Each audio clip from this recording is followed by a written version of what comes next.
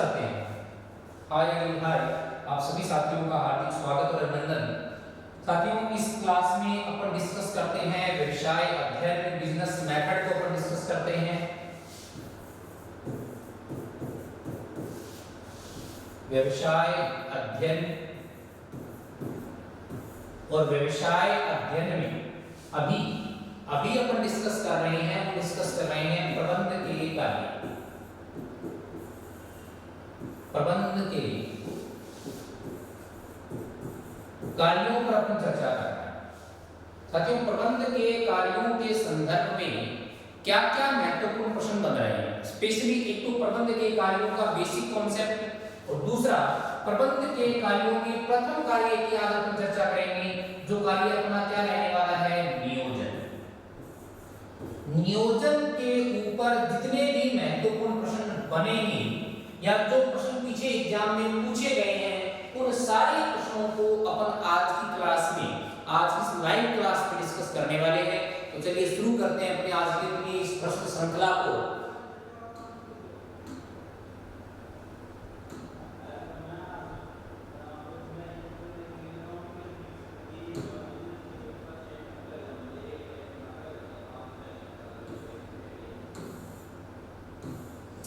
देखिएगा, प्रबंध के कार्यों के संदर्भ में मैं स्टार्ट कर रहा हूं प्रोसीजर को। सबसे पहले कुछ एक बेसिक चीजों की अपन चर्चा करते हैं। प्रबंध के कार्य माने कितने गए हैं, इस संदर्भ को हमें चर्चा में लेना है। तो हेनरी फ्योल जो प्रशासनिक प्रबंध के जनक माने जाते हैं, सामान्य प्रबंध के जनक माने जाते हैं, आधुनिक प्रबंध के जनक माने जाते हैं, उनके द्वारा प्रबंध के तत्व यानी कार्य माने गए हैं पांच तत्व या कार्य कौन कौन से माने गए हैं, 5 तत्व या कार्य उनके द्वारा जो माने गए हैं। उस संदर्भ की अगर अपन बात करें तो देखिएगा, इनके द्वारा प्रबंध के तत्वों में जो दिए गए कॉन्सेप्ट है वो कौन कौन सी चीजें ली गई हैं। इन्होंने प्रबंध के 5 तत्वों में शामिल किया है। देखिएगा किस किस चीज को, नियोजन, प्रथम कार्य नियोजन, सेकंड ये शामिल करते हैं इस कॉन्सेप्ट में किस चीज को,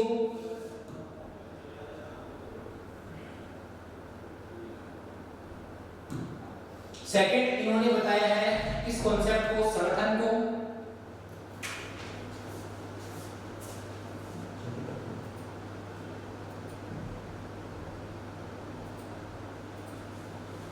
को, प्रबंध के कार्यों के संदर्भ की बात करें तो नियोजन। दूसरा महत्वपूर्ण कार्य जो बताया गया है, वो कौन सा बताया गया है, संगठन। तीसरा इनके द्वारा बताया गया है वो निर्देशन। चौथा कार्य बताया गया है वो है समन्वय और पांचवा कार्य कौन सा बताया गया है, नियंत्रण। तो हमें याद रखना है हेनरी फ्योल ने प्रबंध के तत्व व कार्यों को कितने भागों में बांटा है, 5 भागों में बांटा है, नियोजन, संगठन, निर्देशन, समन्वय और नियंत्रण। फिर अपन बात करते हैं कुंट्ज और डोनेल के बारे में। कुंट्ज और डोनेल के द्वारा जो प्रबंध के कार्य हैं, उन कार्यों के संदर्भ में इन्होंने भी इसको 5 भागों में बांटा है। फर्स्ट कार्य कौन सा है, नियोजन। सेकंड कार्य कौन सा है, संगठन। तीसरा कार्य कौन सा है, नियुक्तिकरण। चौथा कार्य कौन सा है, निर्देशन। पांचवा कार्य कौन सा है, नियंत्रण। कुंट्ज और ओडोनेल और जो हेनरी फ्योल है, इनके कार्यों में अगर अपन संबंध देखते हैं, दोनों में कोई डिफरेंस करते हैं तो देखिएगा कुंट्ज और ओडोनेल के कार्यों में नियोजन, संगठन, नियुक्तिकरण, निर्देशन और नियंत्रण है। ऊपर अपन देखते हैं तो नियुक्तिकरण का संदर्भ नहीं है। नियुक्तिकरण की जगह ऊपर वाले कार्यों में देखिएगा किसको शामिल किया गया है, ऊपर वाले कार्यों में नियुक्तिकरण की जगह इसने शामिल कर रखा है समन्वय। तो कहने का मतलब जो हेनरी फ्योल है उसने तो अपने कार्यों में किसको जगह दी है, उसने तो अपने कार्यों में जगह दी है समन्वय को, कोऑर्डिनेशन को जगह दी है। जबकि अगर मैं बात करूं किस संदर्भ की, अगर मैं बात करूं उनके द्वारा दिए गए कार्यों की, कुंट्ज और ओडोनेल की, तो कुंट्ज और ओडोनेल ने अपने कार्यों में नियुक्तिकरण को जगह दी है। दोनों में 5-5 कार्य हम शामिल करेंगे, लेकिन दोनों में डिफरेंस रहेगा साथियों। इसमें क्या शामिल नहीं है, कोऑर्डिनेशन शामिल नहीं है। इसमें क्या शामिल है, कोऑर्डिनेशन शामिल है। फिर अपन बात करते हैं इसी पर्पस में नंबर 3 के कॉन्सेप्ट पर। नंबर 3 में लूथर गुलिक है, लूथर गुलिक के द्वारा दिए गए कार्यों के संदर्भ की मैं बात करूं तो देखिएगा लूथर गुलिक क्या कहते हैं कि इसके कार्य इन्होंने बताए हैं नियोजन जो सबका कॉमन कार्य है, संगठन, नियुक्तिकरण, निर्देशन, समन्वय, विवरण, बजटिंग, ये सारे कार्य किसके द्वारा बताए गए हैं? लूथर गुलिक के द्वारा। तो इन्होंने इसके कार्य कितने बताए हैं? 7 कार्य बताए। कौन कौन से? नियोजन, संगठन, नियुक्तिकरण, निर्देशन, समन्वय, विवरण और बजटिंग। तो ये 7 कार्य किसके द्वारा बताए गए साथियों? लूथर गुलिक के द्वारा। नेक्स्ट, रोल्फ डेविस ने कार्य कितने बताए संगठन के? रोल्फ डेविस के द्वारा संगठन प्रबंध के कार्य बताए गए हैं 3, नियोजन, संगठन, नियंत्रण। तो प्रश्न हमसे पूछा जा सकता है रोल्फ डेविस के अनुसार कार्यों की संख्या 3, लूथर गुलिक के अनुसार कार्यों की संख्या 7, कुंट्ज और ओर्डोनेल के अनुसार कार्यों की संख्या 5 और ऊपर हमने बात की थी हेनरी फ्योल, तो फ्योल ने भी कितने कार्य बताए हैं? 5 कार्य बताए हैं। ये बेसिक परिचय था। इस संदर्भ में आगे अपन बात करें तो आगे अपन बात करें अध्ययन की दृष्टि से, पढ़ने की दृष्टि से हम प्रबंध के कार्यों, पढ़ने की दृष्टि से, अध्ययन की दृष्टि से जो प्रबंध के कार्य हैं उन सभी कार्यों को साथियों अपन कितने भागों में डिवाइड करते हैं? मैनेजमेंट के सभी कार्य डिवाइड किए जा सकते हैं 2 पार्ट्स में। कितने पार्ट्स में डिवाइड किए जा सकते हैं? 2 पार्ट्स में डिवाइड किए जा सकते हैं। एक तो प्रमुख कार्य और एक कौन से हैं? सहायक कार्य। ध्यान से देखिएगा इन कार्यों को। अभी मैं प्रश्नों की चर्चा करने वाला हूं साथियों इसी के ऊपर।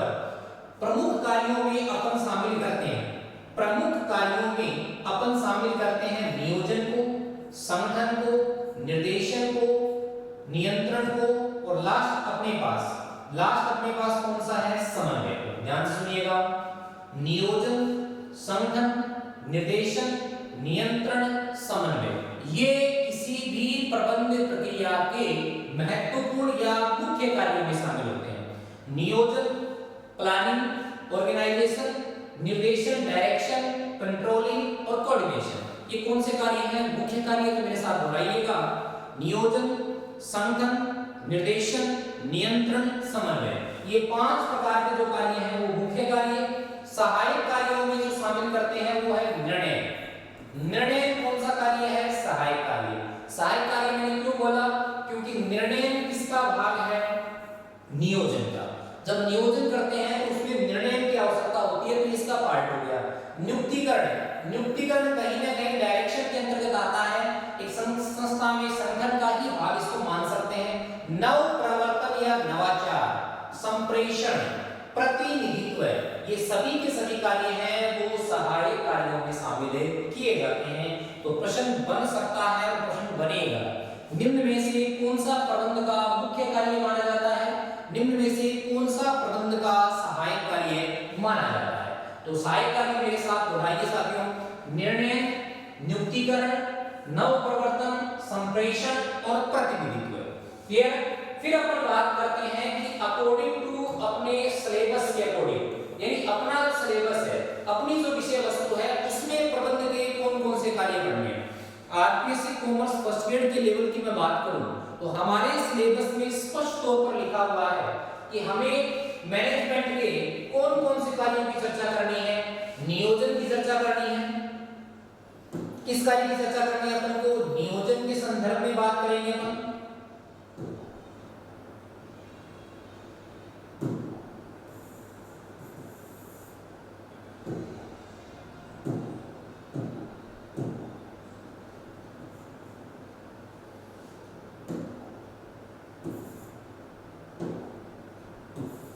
किस पर बात करेंगे? नियोजन पर बात करेंगे।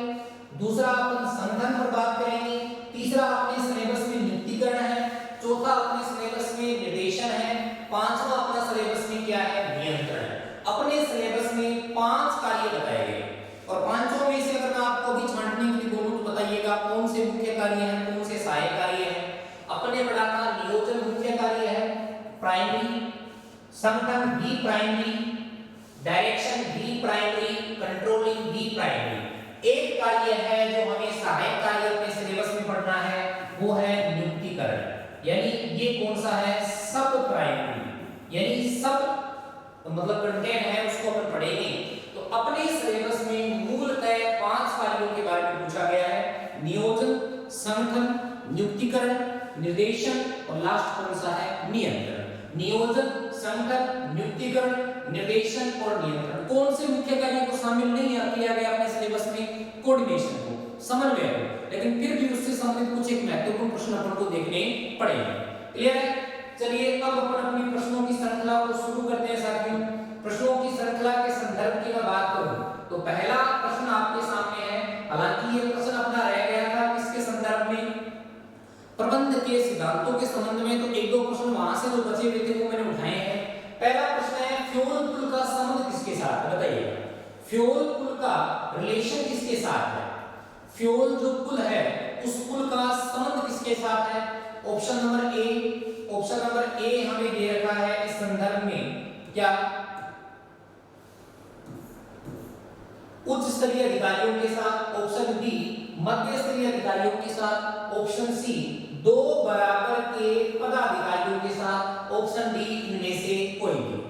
देखिएगा जब सोपान श्रृंखला को पढ़ते हैं, हेनरी फ्योल के 14 जो सिद्धांत थे, कितने सिद्धांत, हेनरी फ्योल के 14 सिद्धांतों में जब अपन सोपान श्रृंखला सिद्धांत को डिस्कस करते हैं, सोपान श्रृंखला, इस सोपान श्रृंखला सिद्धांत को अपन जब डिस्कस करते हैं तो हमें पता है कि अधिकारों का प्रत्यायोजन और जो सूचनाएं या कर्तव्यों का अनुसरण नीचे से ऊपर की ओर, अधिकार ऊपर से नीचे की ओर आते हैं।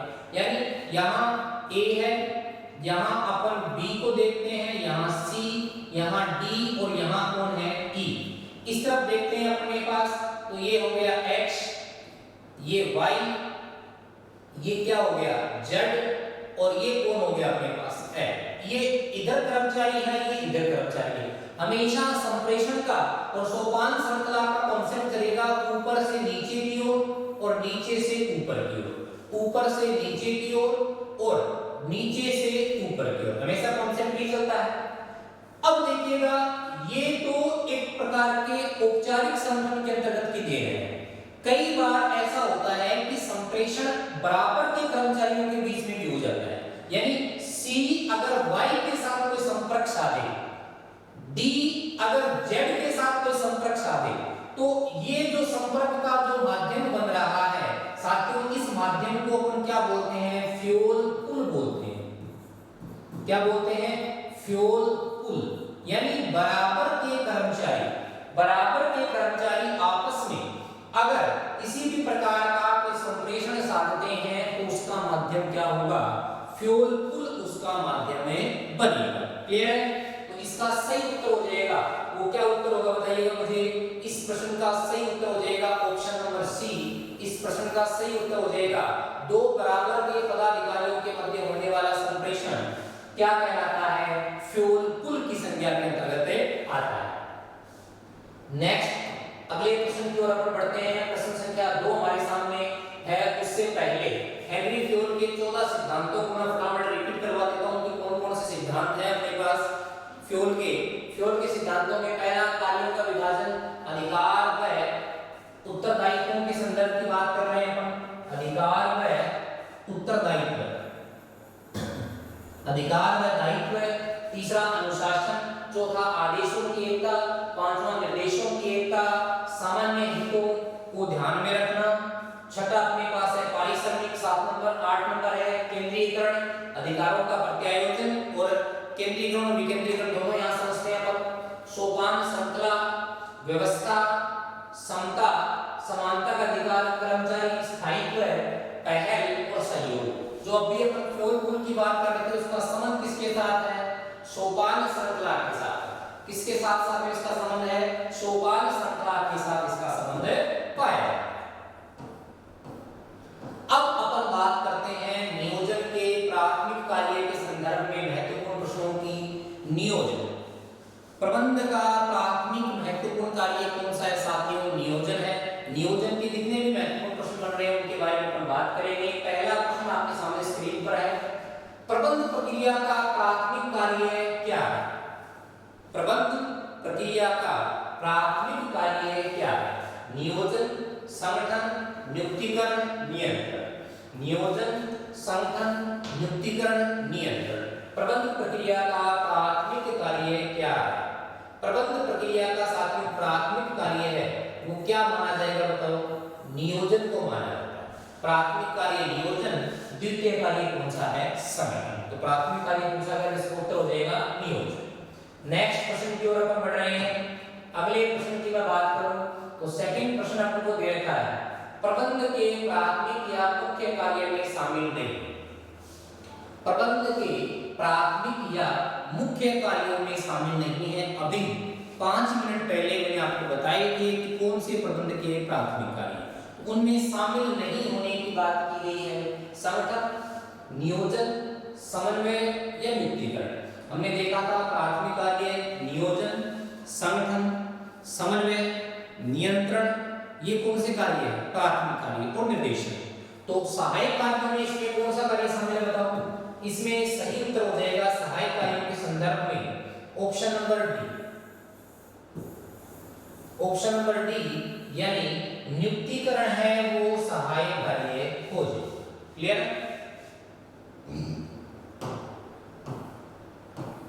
प्रश्न संख्या 3, पूर्वानुमान से क्या आशय? पूर्वानुमान का सही अर्थ क्या है? प्रश्न हमसे ये पूछ रहा है। ऑप्शन नंबर ए नियोजन, ऑप्शन नंबर बी भविष्य के प्रावधान, ऑप्शन नंबर सी भविष्य में झांकना या ऑप्शन डी सही। पूर्वानुमान, हम भविष्य के लिए पूर्वानुमान लगा रहे हैं कि कल को क्या होगा, उसके आइडियाज हम क्रिएट कर रहे हैं, तो उसे क्या कहेंगे? क्या वो नियोजन है? क्या वो भविष्य के प्रावधान है? क्या वो भविष्य में झांकना है? सही उत्तर बताइएगा क्या होगा?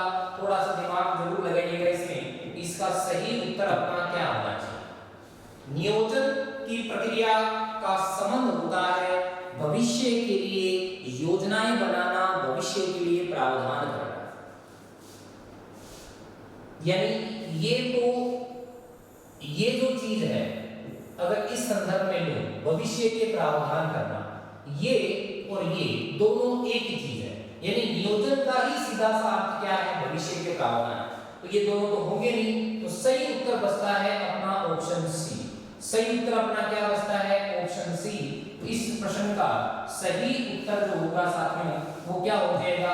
ऑप्शन नंबर सी प्रश्न का सही उत्तर हो जाएगा। भविष्य में झांकने को अपन क्या कहते हैं? पूर्वानुमान लगाना कहते हैं। भविष्य में झांकने को अपन क्या कहेंगे? पूर्वानुमान लगाना। नेक्स्ट,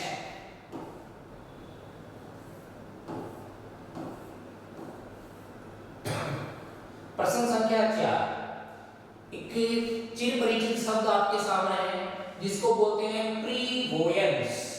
प्रीवोयंस शब्द का प्रयोग किसके लिए किया जाता है साथियों? प्रीवोयंस शब्द का उपयोग किस अर्थ में किया जाता है? नंबर ए पूर्वानुमान लगाने में, नंबर बी नियोजन में, नंबर 3 समन्वय में, नंबर डी पूर्वानुमान व नियोजन दोनों।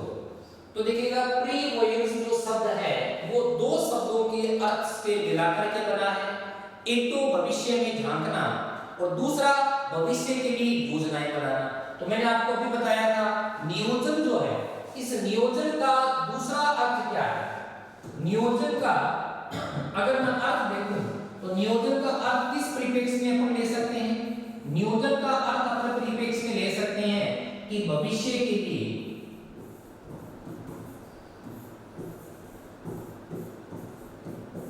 भविष्य के लिए साथियों क्या करना? भविष्य के लिए आयोजन करना। तो ये तो भविष्य के लिए आयोजन हो गया। और पूर्वानुमान का मैंने क्या बताया था? भविष्य में झांकना। तो वैसे इस शब्द का शाब्दिक अर्थ पूछ ले, प्रीवोयंस शब्द का अर्थ क्या है? तो अर्थ हो गया भविष्य में, भविष्य में झांकना,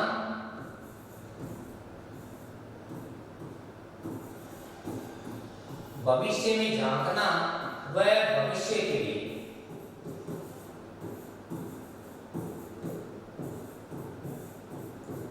भविष्य में झांकना व भविष्य के लिए आयोजन करना। आयोजन यानी व्यवस्था बनाना। इन दोनों को सामूहिक रूप से, इन दोनों शब्दों के अर्थ को सामूहिक रूप से अपन क्या बोलते हैं? प्रीवोयंस शब्द बोलते हैं। प्रीवोयंस शब्द का अर्थ इसी प्रीफिक्स में अपन लेकर के चलते हैं। तो यहाँ इसका सही अर्थ क्या हो जाएगा साथियों? पूर्वानुमान। पूर्वानुमान का मतलब क्या है? भविष्य में झांकना। और नियोजन का मतलब है भविष्य के लिए आयोजन बनाना। नेक्स्ट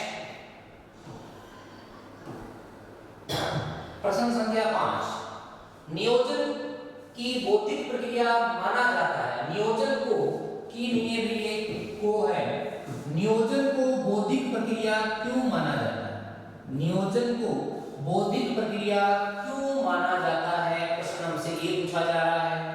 पहला ऑप्शन यह उद्देश्यों का निर्धारण करता है। दूसरा ऑप्शन विकल्पों की खोज करता है। तीसरा ऑप्शन इसमें समुचित विकल्प का चयन होता है। चौथा ऑप्शन उपयुक्त सभी कार्यों के लिए इसको जाना जाता है। तो सीधी सी बात है, नियोजन में उद्देश्यों का निर्धारण होगा, वो भी मानसिक खेल है, वो भी ऊपर के जो प्रबंधक हैं वही करते हैं। उसके लिए विकल्प जो हैं, उन विकल्पों को तलाशना, वो भी एक माइंडली गेम है। विकल्पों का क्या करना? चयन करना, ये भी माइंडली गेम है।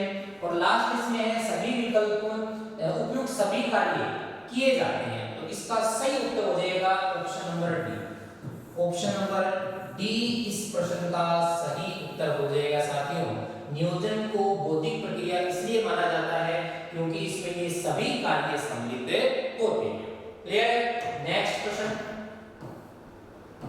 प्रश्न संख्या 6। नियोजन एक प्रक्रिया है, बौद्धिक, सतत, गतिशील या उपयुक्त सभी। बौद्धिक का मतलब जिसमें बुद्धि से काम किया जाता है। सतत का मतलब जो निरंतर चलती है, जिसमें रुकावट नहीं आती है। गतिशील और सतत में अंतर है साथियों। गतिशील का मतलब होता है जिसमें लोचशीलता पाई जाती है, हम अपनी इच्छा के अनुसार उसमें चेंज कर सकते हैं, वो गतिशील होती है। गति यानी डायनामिक्स, डायनामिक शब्द का मैं प्रयोग कर रहा हूं, उसको अपन गतिशील बोलते हैं। उपयुक्त सभी इस प्रश्न का, इसके अकॉर्डिंग इस प्रश्न का उत्तर बताइएगा क्या होगा? ऑप्शन के अकॉर्डिंग इस प्रश्न का उत्तर हो जाएगा option number D. Option number D इस प्रश्न का सही उत्तर हो जाएगा कि नियोजन एक किस प्रकार की प्रक्रिया है? नियोजन बौद्धिक प्रक्रिया भी है, सतत प्रक्रिया भी है, गतिशील प्रक्रिया भी है। तो सही उत्तर हो जाएगा ऑप्शन नंबर डी।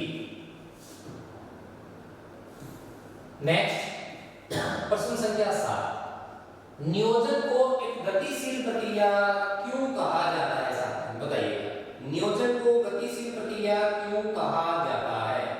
नियोजन को गतिशील प्रक्रिया क्यों कहा जाता है? प्रश्न अपन से ये पूछा जा रहा है।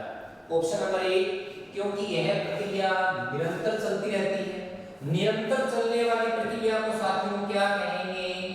निरंतर चलने वाली प्रक्रिया को अपन क्या कहेंगे? निरंतर चलने वाली प्रक्रिया को अपन सतत प्रक्रिया कहेंगे।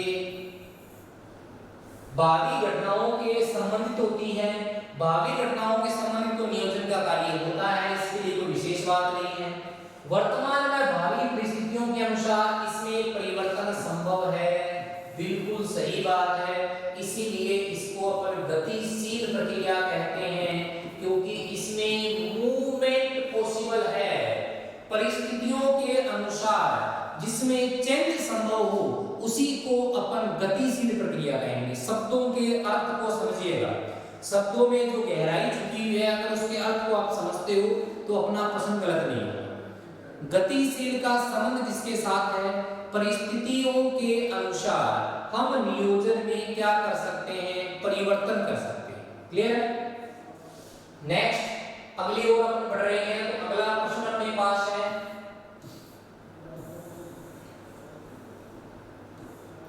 निम्न में से गलत कथन है। गलत कथन को हमें छांटना है, कौन सा कथन इनमें से गलत है? नियोजन भविष्योन्मुखी प्रक्रिया है, बिल्कुल है।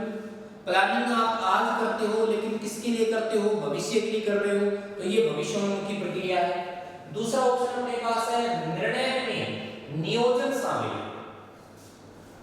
निर्णय में नियोजन शामिल है, यानी इसके अकॉर्डिंग जो ये बता रहा है वो ये बता रहा है कि अगर ये निर्णय है तो इसमें ये क्या है, नियोजन है। यानी ये तो प्लानिंग है और ये है डिसीजन मेकिंग, डीएफ, ये डिसीजन मेकिंग। यानी इसके अकॉर्डिंग डिसीजन मेकिंग एक बड़ा क्षेत्र है, प्लानिंग उससे छोटा क्षेत्र है। फिर तीसरा ऑप्शन हमें दे रखा है नियोजन में निर्णय शामिल है। तीसरा इसके जस्ट विपरीत ऑप्शन है। विपरीत ऑप्शन होने का मतलब ये, अगर मैंने प्लानिंग लिखी तो प्लानिंग में हम क्या शामिल करते हैं, डिसीजन मेकिंग। चौथा ऑप्शन है नियोजन में नीतियां, क्रियाविधियां, नियम ये शामिल होते हैं। तो पहले अपन सरल सब ऑप्शन छांटते हैं। नियोजन भविष्योन्मुखी प्रक्रिया, ये बात तो सही है, इसका मतलब ये उत्तर तो नहीं हो सकता। डी ऑप्शन हमें क्या दे रखा है, देखिएगा डी ऑप्शन हमें दे रखा है, डी ऑप्शन दे रखा है कि नियोजन में नीतियां, कार्यविधियां, नियम ये सारी चीजें शामिल होती हैं। बिल्कुल शामिल होता है। नियोजन में, नियोजन के जब अपन तत्व पढ़ते हैं तो नियोजन के तत्व में नीतियों से लेकर के बजट प्रमाप तक की सारी एक्टिविटीज को शामिल करते हैं। तो ये इसी के पार्ट है, इसलिए ये भी ऑप्शन नहीं हो सकता क्योंकि ये बिल्कुल सही बात है। अब दो बातें बच गई, इन दो बातों में थोड़ा आपने कंफ्यूजन हो सकता है, तो समझने का प्रयास कीजिएगा। प्लानिंग करते हैं अपन, प्लानिंग करने में हमें कई सारी चीजों पर निर्णय लेने पड़ते हैं। विकल्पों की खोज करते हैं, सही विकल्प का चयन करना, निर्णय लेना है, सही विकल्प को काम में लेना, निर्णय लेना है, सही नीति का चयन करना, निर्णय लेना है। कहने का मतलब एक प्लानिंग में कई सारे डिसीजन शामिल होते हैं। तो सही चीज जो है इसमें सही कथन कौन सा है, इन दोनों कथनों में प्लानिंग का भाग डिसीजन मेकिंग है, न कि डिसीजन मेकिंग का भाग प्लानिंग है। डिसीजन मेकिंग का भाग प्लानिंग नहीं है, बल्कि प्लानिंग का भाग क्या है, डिसीजन मेकिंग है। इसका मतलब अपना ये हो जाएगा, इस प्रश्न के अकॉर्डिंग गलत कथन की बात कही गई है, तो गलत कथन हो जाएगा निर्णय में नियोजन शामिल है, ये कथन गलत है। तो इस प्रश्न के अकॉर्डिंग सही उत्तर ये हो जाएगा, और नियोजन में निर्णय शामिल है ये बात सही है, लेकिन इस प्रश्न का उत्तर ये नहीं है। क्लियर है? तो सही उत्तर हो जाएगा इस प्रश्न के अकॉर्डिंग बी। तो इस बात को आप जरूर अपने दिमाग में रखिएगा कि नियोजन एक बड़ी प्रोसीजर है, एक बड़ा प्रोसेस है, जबकि प्लानिंग है वो निर्णय है, डिसीजन मेकिंग है वो उसका एक क्या है, भाग। फिर अपन बात करते हैं प्रश्न संख्या 9 के संदर्भ में, प्रभावी नियोजन के लिए आवश्यक तत्व है। आपको एक प्रभावी प्लानिंग करनी है, उसके लिए आवश्यक तत्व पूछे हैं कि क्या क्या चीजें हमारे लिए आवश्यक होगी। विश्वसनीयता, सरल, लोचशीलता या सही। तो विश्वसनीयता, सरल मतलब जो नियोजन है वो सरल हो, विश्वसनीय हो, लोचशील हो या सही हो। तो सिंपल सी बात है, 0 लेवल के प्रश्न है ये, इसमें तो हमें पता है कि उत्तर ऐसे प्रश्नों में क्या आएगा, ऐसे प्रश्नों का जो सही उत्तर हो जाएगा वो ऑप्शन नंबर डी हो जाएगा। नेक्स्ट प्रश्न, प्रश्न संख्या 10 की ओर अपन बढ़ रहे हैं। प्रश्न संख्या 10 हमें दे रखा है कि टेरी के द्वारा, जॉर्ज आर टेरी के द्वारा जो नियोजन है उस नियोजन के तत्व यानी प्रकार, मतलब नियोजन प्रक्रिया के चरण है, वो चरण कितने बताए गए। जॉर्ज आर टेरी के द्वारा नियोजन प्रक्रिया के चरण कितने बताए गए हैं, प्रश्न अपन से ये पूछा गया है। तो देखिएगा इस संदर्भ में अगर मैं बात करूं कि टेरी के द्वारा, जॉर्ज आर टेरी के द्वारा नियोजन प्रक्रिया के चरण, संदर्भित जो चरण है वो कितने बताए गए हैं, ये प्रश्न इस संदर्भ में एक प्रश्न अपने पास पीछे आरपीसी कॉमर्स फर्स्ट ग्रेड के अंतर्गत आया भी था। आरपीसी कॉमर्स फर्स्ट ग्रेड के अंतर्गत इसका एक प्रश्न आपसे से पूछा भी गया था। ध्यान दीजिएगा, टेरी के द्वारा, टेरी के द्वारा